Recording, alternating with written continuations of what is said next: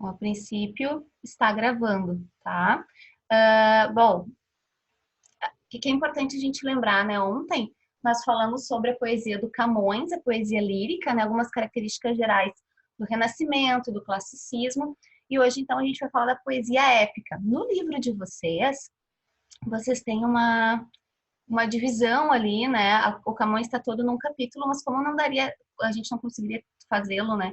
Numa aula só, eu dividi em duas, tá? Então, a gente começa, então, falando hoje sobre a poesia épica, certo? Que é essa poesia narrativa, portanto, que ele vai contar uma história, que é a história de Portugal, certo? Então, nós temos aqui né, os Lusíadas como a grande poema épico da literatura lusófona. Nós não temos um equivalente, assim, sobre o povo brasileiro, certo? A gente vai ter outras tentativas, né, depois na literatura brasileira de fazer um poema épico, enfim, mas é importante saber que o Camões vai ser modelo para toda a poesia épica que vai vir depois dele, né? Então a gente vai estudar na sequência o arcadismo, por exemplo, e os poetas árcades, que, né, a gente vai ter dois poetas que vão fazer poesia épica. O modelo é o modelo de Camões. Depois, no parnasianismo, também, Camões vai ser um modelo de escrita, certo? Então, quando a gente estuda Camões, a gente estuda aquele clássico mesmo da literatura lusófona, né, de língua portuguesa, que vai ser inspiração para muitos outros autores que vão surgir na sequência, tá? Bom, vamos lá, então. Deu uma trancadinha aqui, pronto. Bom, aqui os Lusíadas, tá? Opa! Ele foi escrito em 1572, na verdade. O Camões ficou em torno de 15 anos escrevendo esse texto, tá? Vocês vão ver que é um texto muito elaborado, né? 15 anos de empreendimento de uma vida, praticamente, né? E ele vai, então, se inspirar no modelo clássico de épico. Qual o modelo clássico? Lá da Antiguidade, da Ilíada, da Odisseia, da Eneida, certo? Que vai ter essas obras têm uma característica bem importante, elas estão escritas em média res, que a gente chama, né? Elas começam no meio. Como assim? Vamos pegar um exemplo lá da Ilíada, certo? Quando a gente tem lá a questão de Troia, enfim, e quando começa a Ilíada, Paris e Helena já estão juntos. Depois a gente começa, o narrador nos conta, né, como essa história é construída, certo? Mesma coisa vai ser aqui com os Lusíadas. Quando começa o texto, Vasco da Gama, né, e sua tripulação já estão em alto mar. Depois é que a gente vai ficar sabendo como é que foi essa viagem, como é que essa viagem começou, enfim. Mas, em média, res é isso, que é começar no meio, né? E aí depois a gente vai ter um flashback, né? Vai ter essa volta, então, de explicação de como é que eles saíram, enfim. Mas começa o texto, Vasco da Gama e sua tripulação já está em alto mar. Outra característica do modelo épico clássico é a estrutura de proposição, invocação, dedicatória, narração e epílogo. Essas partes todas estão nas epopeias clássicas, tá? Mas não, e nos Lusíadas também, mas não tem, por exemplo, assim, uma divisão. Não, por exemplo, a proposição 2 pontos, daí tem as estrofes. Invocação 2 pontos, as estrofes que são invocação. Não. Essas partes, elas estão presentes no poema, mas elas não estão divididas, tá? E aí, aqui, o nosso tema dos Lusíadas vai ser a recriação, então, da viagem do Vasco da Gama rumo ao Oriente e a revelação do passado glorioso de Portugal. Porque o que vai acontecer? A história ali no presente é a história do Vasco da Gama indo para o Oriente. Mas o Vasco da Gama, depois, quando ele assume a palavra como narrador, ele vai nos contar os grandes feitos portugueses, certo? Que a gente vai ter, né, na história. Ele vai fazer uma retrospectiva de tudo que Portugal passou de importante, grandes nomes, enfim. Por isso também a história portuguesa está dentro do livro e é, então, a nossa maior epopeia, tá? Bom, aqui a gente vai ter a ideia de que os Lusíadas vai ser todo escrito em versos decassílabos, que a gente viu já que nós chamamos de medida nova, né? Então, são muitos versos e todos vão ter 10 sílabas. Teremos uma divisão em cantos, que são capítulos poéticos, tá? Então, a gente vai ter canto 1 ao canto 10. Para nós, o que é importante é do canto 1 ao canto 5, tá? Então, quando caem vestibulares, geralmente Lusíadas vai cair do canto 1 ao canto 5, né? Então, que é o que a gente vai focar hoje, uma vez que a obra não é a leitura obrigatória da URGS, né? Já foi. Quando eu fiz vestibular, há muito tempo, 2004, 2005, Lusíadas era a leitura obrigatória, certo? Então, tínhamos de ler para fazer a prova e cair do canto 1 ao canto 5, né? Também nas universidades de São Paulo, quando os Lusíadas, né, apareciam na lista de leituras, também canto 1 ao canto 5, tá? Que é o que a gente vai focar mais aqui. E quando a gente fala canto, são esses capítulos poéticos que nós vamos ter. E observe, Camões vai usar a 8ª rima, tá? O que é isso? Estrofes de 8 versos com rimas cruzadas nos 6 primeiros versos e emparelhadas nos 2 últimos. O que são as rimas cruzadas, né? Aquelas que vão ser AB, AB, AB e no final as 2 últimas, né? CC. Então a gente vai ter 8 versos, 6 desses versos vão ter as rimas cruzadas, as 2 últimas vão ser rimas emparelhadas que rimam, né, entre elas, tá? E observe, no total são 1.102 estrofes, tá? Todas essas estrofes vão ser oitavas de versos decassílabos, tá? Então, nós teremos aqui... apareceu que a minha internet está instável. Vocês estão me ouvindo bem? Estão me vendo bem? Alguém diz alguma coisa para mim só, tá bom? Ou está muito instável para vocês também? Tá tranquilo por enquanto, Sônia.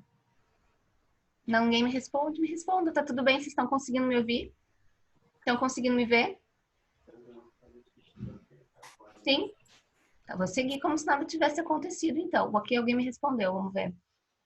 A imagem está trancada. Tá.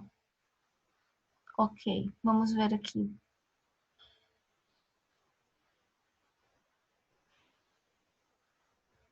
Mas ouvindo vocês estão. Então, isso que é o mais importante, tá? Vamos ver se vai destrancando. Ok, tá. Vamos seguir assim, tá? A princípio, para mim, agora que apareceu, vamos ver se de repente não dá uma estabilizada, tá? Bom, vamos seguir então. Voltando. São 1.102 estrofes, todas essas estrofes vão ter, então, versos decassílabos, vão ser estrofes de 8 versos. E no total, pessoal, são 8.816 versos. O que é impressionante, todos esses versos têm a mesma estrutura, certo? Então, a gente vai ter sempre 8.816 versos, que são versos decassílabos e que vão ter o mesmo padrão de rima. Observem que isso, assim, é o cúmulo, né, desse apreço pela forma, né? Então, aqui, observem que realmente é um empreendimento que pode durar 15 anos, imagina fazer 8.816 versos que tem o mesmo modelo, né? Por isso que ele vai ser depois inspiração para outros escritores que vão tentar fazer a mesma coisa também, né? Vão tentar seguir esse modelo, tentar fazer uma epopeia com um padrão muito semelhante a ele. Nem todos vão conseguir, poucos conseguirão, mas vão tentar, né? Então, essa é uma coisa que é muito impressionante, o empreendimento de uma vida mesmo aqui, né? Esses versos todos, né? Com as mesmas características, tá? Na sequência, que a gente tem aqui, vamos ver se eu consigo trocar, a estrutura da narrativa que eu coloquei no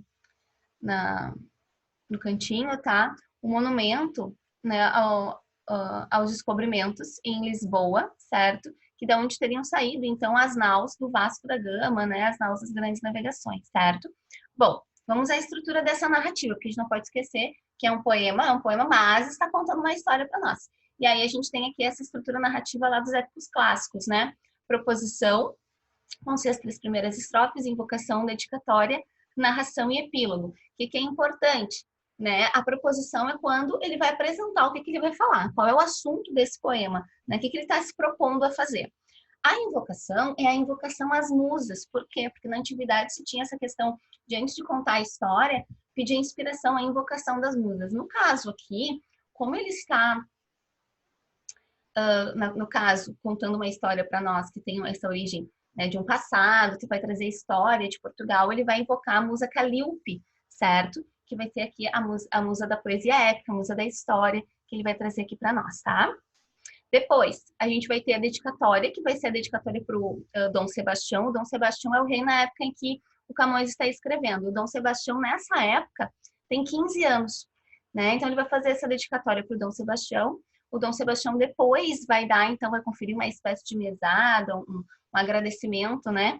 Meio que vitalício para o Camões, mas essa mesada nem sempre vai ser paga, né? O que vai fazer com que ele passe por algumas dificuldades. E o Dom Sebastião é aquele rei que vai desaparecer, né? Vai sumir, né? Um pouco tempo depois, nas cruzadas, né? Então vai ficar meio que esse luto no povo português, porque o Dom Sebastião vai e não volta, só que ninguém vê se ele morreu, se o que aconteceu com ele. Então fica aquela esperança no povo português, né, que a gente vai chamar de sebastianismo, que é quando Dom Sebastião voltar. Dom Sebastião quase sendo um novo Messias, né? Mas são informações, obviamente, que não estão no texto, estou só complementando para vocês saberem quem é o Dom Sebastião, porque em termos de literatura e de história vocês vão ouvir falar dele ainda mais vezes, tá? E aí a narração vai ser a maior parte do texto, obviamente, né? Vai do canto 1 ao canto 10, então realmente ali a gente vai ter no canto 1 essas outras estruturas que são breves, e depois, né, as últimas estrofes do canto 10 são o epílogo, são a conclusão do texto, portanto, tá? Na sequência, vamos ler aqui então como é que começa essa obra, tá? A gente lê, depois a gente vai traduzindo aqui. As armas dos barões assinalados, que da ocidental praia lusitana, por mares nunca antes navegados, passaram ainda além da Traprobana. Em perigos e guerras esforçados, mais do que prometia a força humana, e entre gente remota edificaram novo reino que tanto sublimaram. Vamos aos poucos, tá? Primeiro, vamos ver aqui o padrão, certo? Então, a gente vai ter, observe, o primeiro que rima com o terceiro, certo? Que rima com o quinto, né? Aqui também. E aí, os dois últimos aqui rimando, portanto, tá? Então, esse que vai ser a oitava rima, esse padrão que ele vai estabelecer aqui. Então, o que ele está dizendo aqui? Que as armas dos barões assinalados, né, que vão sair da praia e que vão navegar por mares desconhecidos, mares nunca antes navegados, certo? Que vão viver perigos, vão viver guerras, que vão passar além de lugares onde eles já haviam passado, que no caso vai ser o Sri Lanka, né? Hoje seria mais ou menos, e vão então construir um novo reino, né? Vão edificar um novo reino passando por mares que eram desconhecidos, certo? Então ele está aqui louvando já o povo português, certo? Bom, e aqui na proposição, na primeira parte, ele vai elogiar, então, né, no canto 1, os feitos marítimos. A gente vai ver o que vai acontecer em cada canto. Canto 1, canto 2, canto 3, canto 4, canto 5, certo? Que são os importantes para nós. Então, ele vai aqui falar dos feitos marítimos, a colonização católica, dos grandes heróis portugueses, e vai dizer que os portugueses vão superar os gregos, certo? E os romanos vão superar os heróis antigos, ou seja, eles têm, né, características tão épicas, né, se não mais, do que esses heróis antigos, tá? Que é o que a gente vai chamar de emulação, que é esse elogio ao próprio povo, né? E no canto 1 nós vamos ter 2 episódios importantes. Em cada canto vão acontecer muitas coisas. A gente vai ressaltar, então, aquilo que é o mais importante, o mais significativo de cada um desses cantos. O Concílio dos Deuses e o episódio do falso piloto, né? São essas duas partes mais importantes que nós vamos ter no canto 1.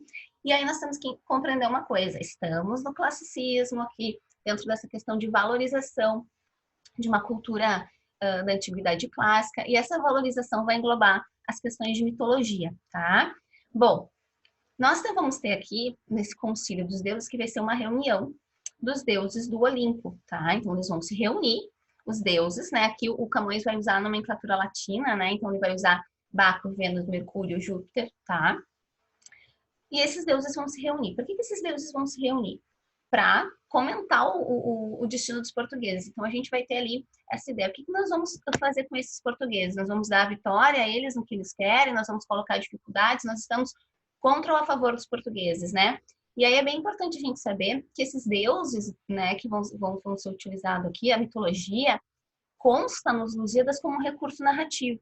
Não no sentido de que agora eles acreditem nessa mitologia, né, eles falem com esses deuses. Por exemplo, o Vasco da Gama, ele vai passar por alguns perrengues, assim, ao longo da viagem, por algumas dificuldades, e quando ele passa por dificuldades, ele reza para a Virgem Maria, para o Espírito Santo, ele não sai pedindo para Júpiter ou para Vênus, não. Então, esses deuses, eles estão aqui não como uma crença, mas como um recurso narrativo, como assim?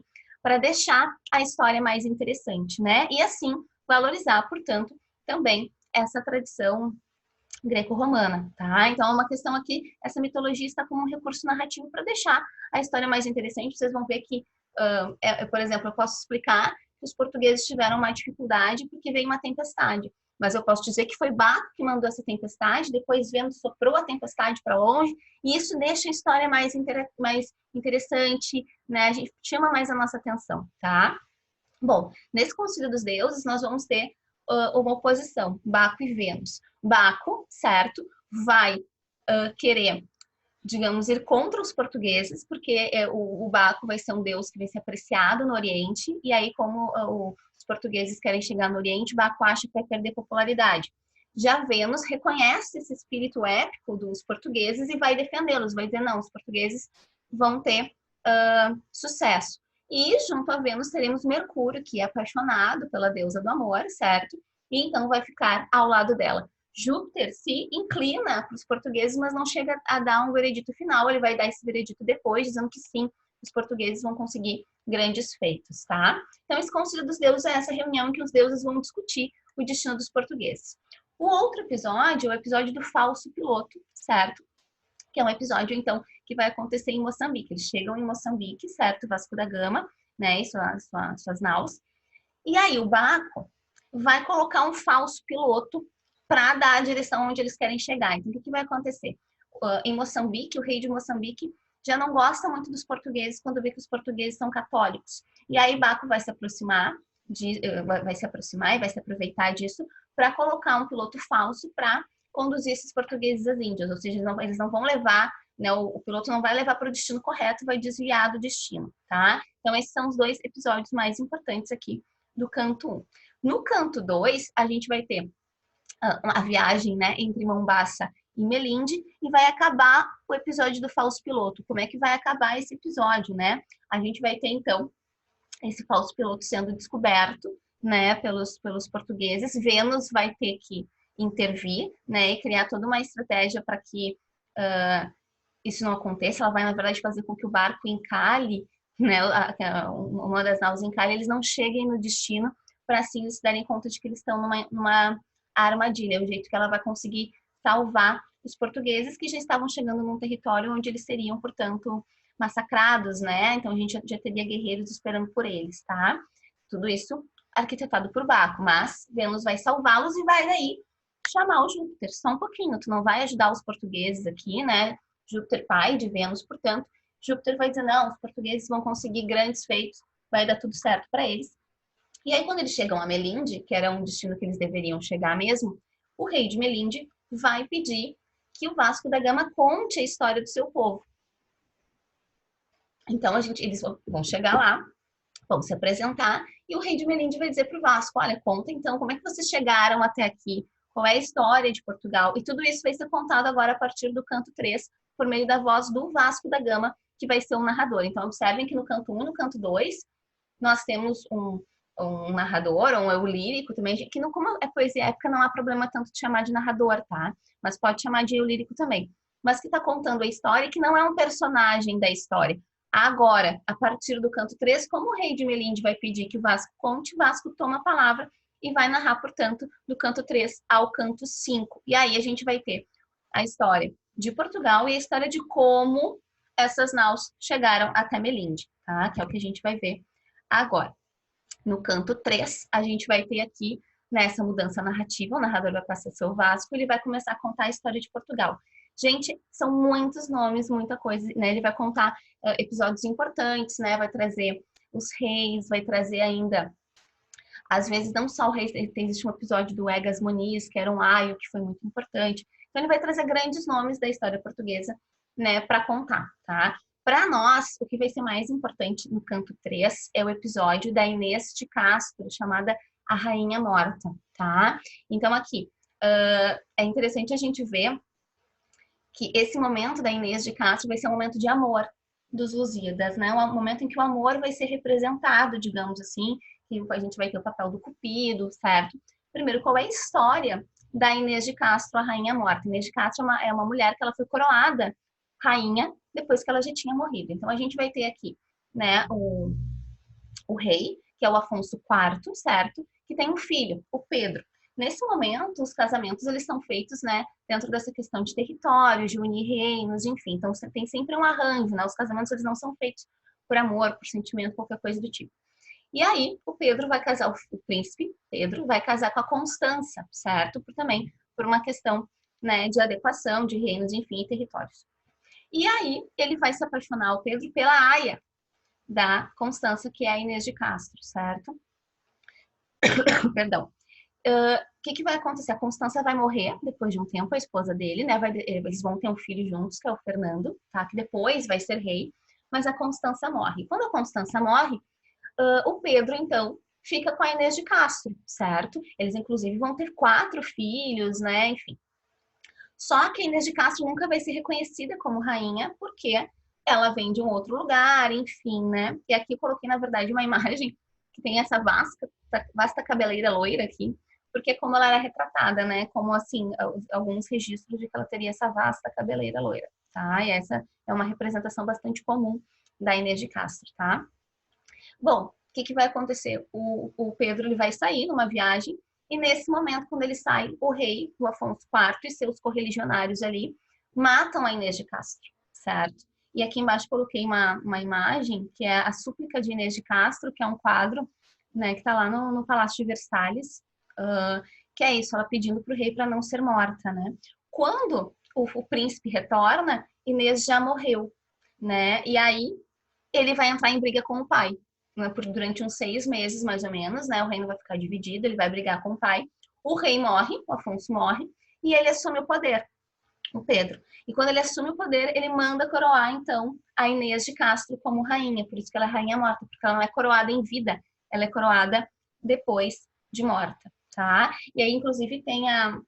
Não sei se vocês já ouviram essa frase, mas é uma frase que diz, agora não adianta mais, Inês é morta, né? No sentido de que ela é rainha? Mas e aí, né? E às vezes algumas pessoas utilizavam, ou utilizam ainda, né? Algumas pessoas mais velhas, essa ideia, agora não adianta, Inês é morta, né? Já foi, agora não adianta lamentar, não adianta fazer nada, certo? E esse vai ser, então, o grande episódio de amor dos Lusíadas, né? Em que a gente vai ter, na verdade, o Vasco contando essa como uma história importante, né? Até inclusive para a honra do povo português, enfim, certo? Depois que o Pedro morre, o filho dele vai assumir, enfim, certo? Mas esse é um episódio, então, bem marcante. O que a gente tem que lembrar? Vamos fazer a retrospectiva. Canto 1, nós temos com os Filhos dos Deuses, o episódio do falso piloto. Depois, canto 3, o canto 2, perdão, a gente vai ter ali a viagem, fim do episódio do falso piloto e o Vasco, então, chegando em Melinde. Canto 3, Vasco começa a narrar para o rei de Melinde as histórias e o episódio mais importante vai ser o da Inês de Castro. No canto 4, a gente vai ter aqui o sonho profético do Dom Manuel, que é o rei do momento da narração, tá? Então, observem que o Camões, ele tá narrando e quem é o rei ali do Vasco da Gama é o Dom Manuel, mas depois, quando ele, o tempo real do Camões é o tempo do Dom Sebastião. Então, Dom Manuel é o anterior, e aí a gente vai ter o relato de um sonho do Dom Manuel, em que os rios, Indo e Ganges, os rios, falam com o rei, dizendo que ele vai conseguir chegar nas Índias, né? Então, os rios que passam pela Índia vão falar com ele, certo? Então, vai dar tudo certo. E no canto 4, a gente tem um episódio bem importante, que é o episódio do Velho do Restelo, né? Que é um episódio, então, que é, digamos assim, onde a gente tem a voz dissonante nos Lusíadas. O Velho do Restelo é um velho mesmo, é um senhor, tá? Que está na praia do Restelo, de onde saem as naus. E esse senhor vai, digamos assim, dizer que não é justo isso que está acontecendo. Ele vai ser uma voz que vai ser contrária às grandes navegações. Obviamente, é uma voz que vai ser depois rechaçada, que vai ser criticada pelo próprio Vasco, certo? Né? Não, eles não vão dar ouvidos ao Velho do Restelo, mas ele vai dizer. O que ele vai dizer? Que as pessoas vão nessas grandes navegações, a terra fica abandonada, muitas dessas pessoas morrem em nome de uma fama, que não é fama para essas pessoas, é fama para os poderosos, né? Então, esse Velho do Restelo, ele é um velho maltrapilho, até um velho simples, humilde, que está ali e está, portanto, chamando atenção para esse fato. Obviamente, né, que isso não vai ser aceito pelo Vasco da Gama, porque senão a gente não tem Lusíadas, né? Mas essa voz que vai ser uma voz que vai ser contrária às grandes navegações, contrária, então, a essa conquista dos mares, né, nunca antes navegados. E esse episódio, ele foi mencionado, né, não diretamente, no poema Mar Português, que é um poema do Fernando Pessoa, que já foi leitura obrigatória, certo? Então, o Fernando Pessoa, poeta português muito importante, a gente vai estudar ele mais adiante, ele escreveu um livro chamado Mensagem, que é um livro que ele ganha 2º lugar num concurso literário, e e cujo tema, né, era a história de Portugal. Então ele vai fazer uma espécie de epopeia lírica do povo português também, Fernando Pessoa, e ele vai utilizar esse episódio do Velho do Restelo num poema dele. Então eu coloquei aqui para nós compararmos, tá?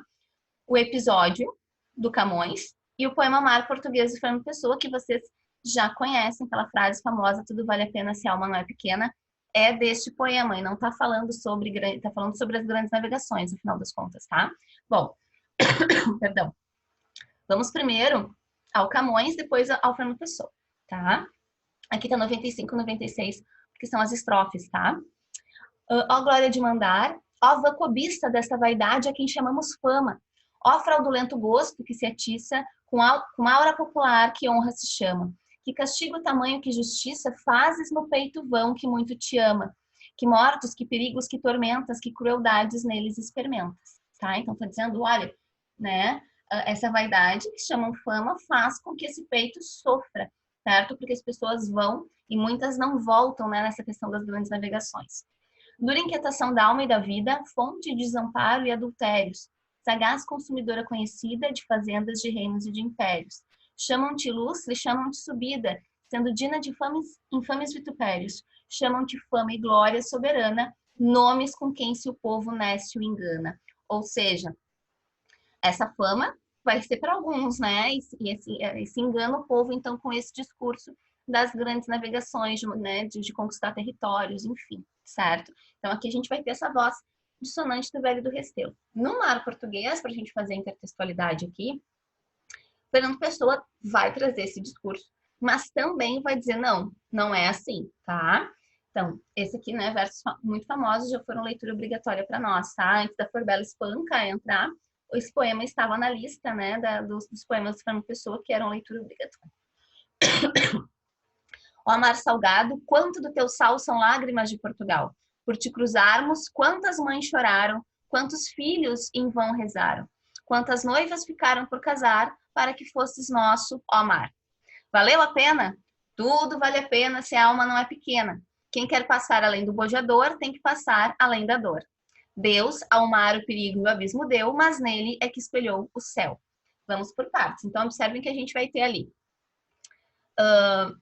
a primeira estrofe, que é bem essa questão do Velho do Restelo, né? Por te cruzarmos, quantas mães choraram, quantos filhos em vão rezaram. Então, no sentido de que os tripulantes vão e muitos não voltam, né? Quantas noivas ficaram por casar, ou seja, né, muitas pessoas morreram, né? Houve muitas perdas, né? Para que se tivesse conquistas, territórios, enfim, né? Será que isso vale a pena? Ele vai perguntar.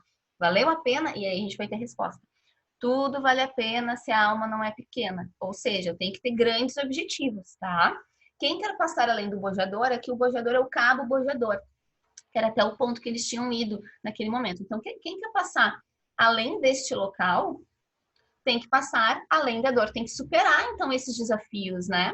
E aí ele vai ter Deus ao mar, o perigo e o abismo deu. Então, no mar, eu tenho ao mesmo tempo o perigo e o abismo, mas também eu tenho o céu. O céu também está espelhado no mar, ou seja, eu posso sim me perder no perigo, me perder no abismo, mas por meio desse mar eu também posso ter grandes conquistas, posso chegar ao céu. Por isso, então, a gente vai ter tudo vale a pena se a alma não é pequena. Tem que ter essa alma grande, desbravadora, né? Para conseguir, então, conquistar novos territórios e essa coragem de ir numa empreitada como essa, certo? Então, observem que aqui ele não chega a mencionar o episódio do Velho do Restelo, mas há, certo, dentro da obra, né, do Mensagem do Fernando Pessoa, esse momento dissonante também, assim como há nos Lusíadas, e obviamente também a gente vai ter aqui o Fernando Pessoa dizendo não, né, tudo vale a pena se a alma não é pequena, até porque se ele diz, as grandes navegações foram uma porcaria, foram um problema, né, ele não ganha concurso literário nenhum, né, então isso é uma questão bem importante, tá? Então, só para a gente ver aqui esse paralelo. Seguindo, chegamos ao canto 5, né? Que teremos agora o episódio do Gigante Adamastor, que é um episódio bem interessante, tá? E também a gente vai ter essa questão da mitologia, enfim, ok? Vou passar aqui para o próximo slide, depois a gente volta para isso, só para vocês verem a imagem, tá? A gente tem várias representações do Gigante Adamastor. o gigante Adamastor era um homem, certo, que desbravador, e que estava, digamos assim, lutando por esse domínio do mar também. Ele vai desafiar o Júpiter, e a gente sabe que desafiar os deuses nunca é muito boa coisa, certo? E aí, ele vai se apaixonar pela Tétis, que é uma ninfa do mar, certo?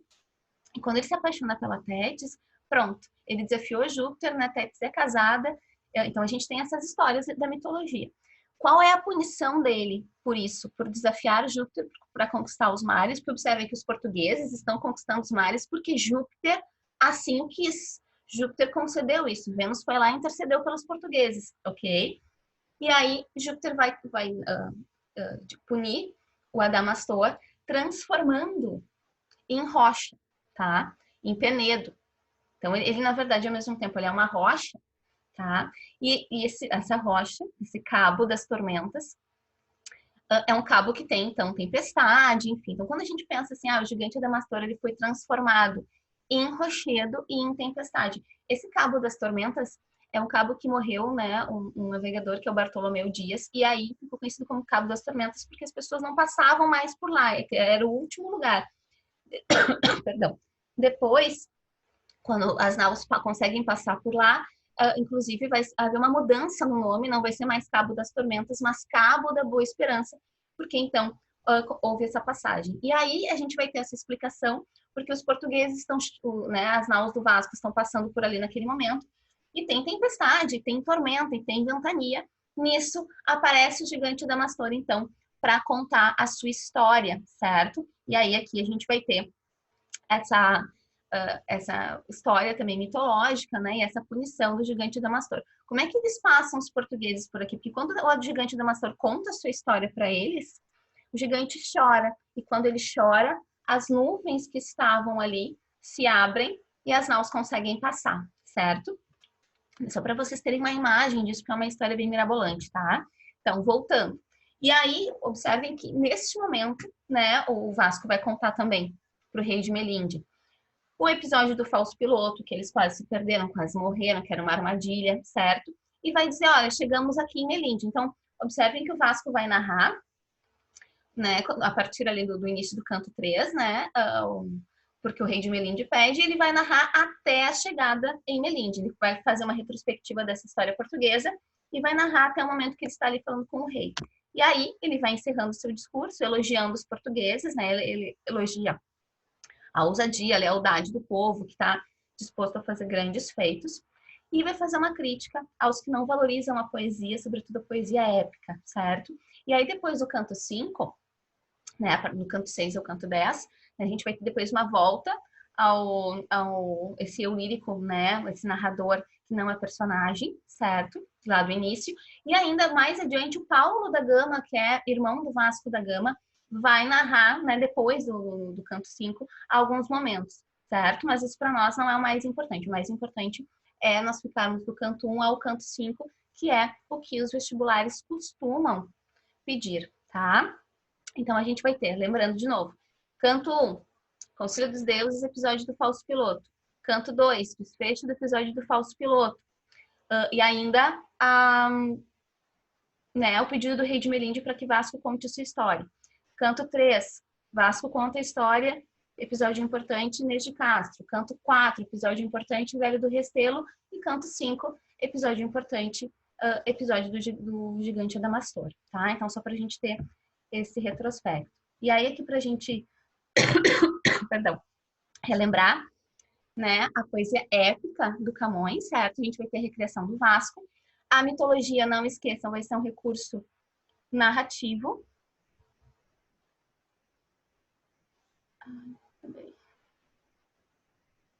Pessoal, vocês pararam de me ouvir? Porque tá dizendo que eu tenho que convidá-los de novo. Sim? Alguém me dá um ok, se estão me ouvindo ou não.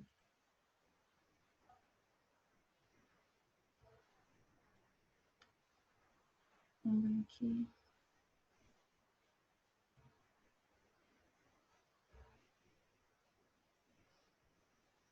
Vocês estão me ouvindo ainda que tá pedindo para eu convidar vocês de novo.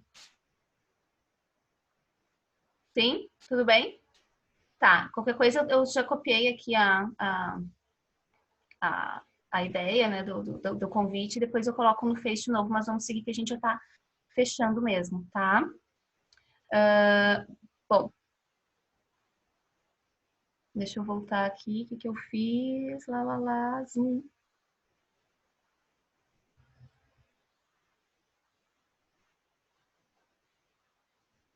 Tá, então vamos voltar aqui só pra gente fechar, né?